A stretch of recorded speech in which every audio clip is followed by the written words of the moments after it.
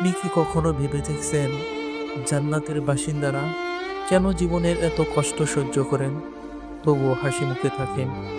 আজকের এই ভিডিওতে আমরা আলোচনা করব চারটি বিশেষ রূপ নিয়ে, যা আসলে রূপ নয় বরং ঈমানের শক্তি। এগুলো তাদের আত্মাকে পরিশুদ্ধ করে, ধৈর্য বাড়ায় এবং আল্লাহর সন্তুষ্টি অর্জন করায়।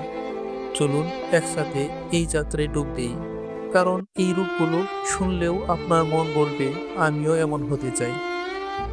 প্রথম রূপ, ধৈর্যের রূপ। কল্পনা করুন, জীবনের ঝড়ে আপনি দাঁড়িয়ে আছেন কিন্তু হাল ছাড়ছেন না। জান্নাতি মানুষের জীবনে এই রূপ সবসময় লেগেই থাকে। তারা জানেন প্রতিটি কষ্ট একটি পরীক্ষা, যা আল্লাহর ইচ্ছায় আসে।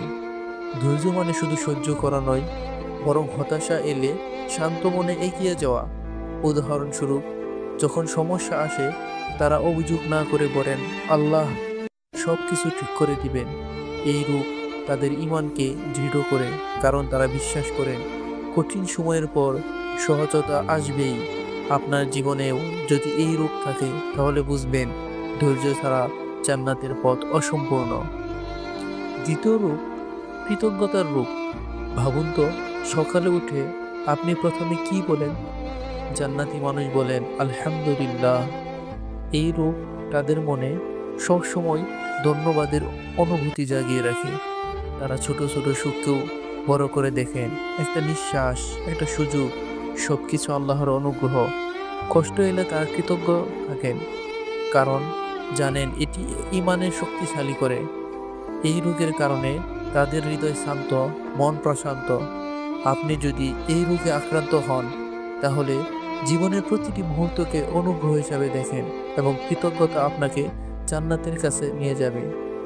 তৃতীয় রূপ, ভালোবাসার রূপ। এটা কি শুধু রোমান্টিক ভালোবাসা? না, জান্নাতি মানুষের জীবনে এই রূপ নিঃস্বার্থ ভালোবাসা ছড়িয়ে দিই পরিবার, সমাজ, সবার প্রতি। তারা জানেন সত্যিকারের ভালোবাসা ঈমানের মূল ভিত্তি।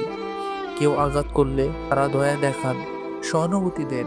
এই রূপ তাদের শেখায় ভালোবাসা একটি সিদ্ধান্ত, প্রতিদিনের কাজে প্রকাশ করা। উদাহরণস্বরূপ দিই, তারা অন্যের ভালো চান, কারণ জানেন এতে আল্লাহর সন্তুষ্টি হন। এই রূপ ছাড়া জীবনের শূন্য মনে হয়, কিন্তু এটি থাকলে জান্নাতের চাবি হাতে চলে আসে। চতুর্থ রূপ, ক্ষমার রূপ। কেউ আপনাকে অন্যায় করলে কি করবেন? জান্নাতি মানুষ ক্ষমা করে এগিয়ে যান।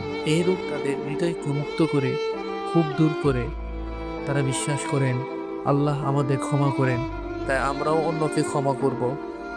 ক্ষমা মানে শুধু ভুল মাফ করা নয়, নিজের আত্মাকে শান্ত করা। এই রোগে আক্রান্ত হলে সম্পর্ক মজবুত হয়, শান্তি আসে। তারা জানেন ক্ষমা ছাড়া ঈমান অসম্পূর্ণ, আর এটি জান্নাতের পথকে সহজ করে। ধৈর্য, কৃতজ্ঞতা, ভালোবাসা এবং ক্ষমা জান্নাতি মানুষের জীবনকে আলোকিত করে। এইগুলো কোনো অসুবিধা নয়, বরং আল্লাহর কাছে যাওয়ার হাতিয়ার।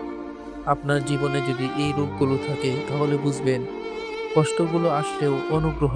চলুন আজ থেকে এইগুলো গ্রহণ করি, যাতে আমরাও জান্নাতের যোগ্য হই। কি মনে হয়, আপনি কোনো রোগে আক্রান্ত? কমেন্টে জানান এবং সাবস্ক্রাইব করুন আরও এমন অনুপ্রেরণামূলক কন্টেন্টের জন্য। যারা ইসলামকে ভালোবাসেন অবশ্যই সাবস্ক্রাইব করবেন। আপনার একটি সাবস্ক্রাইব হতে পারে কারোর হেদায়েতের উসিলা।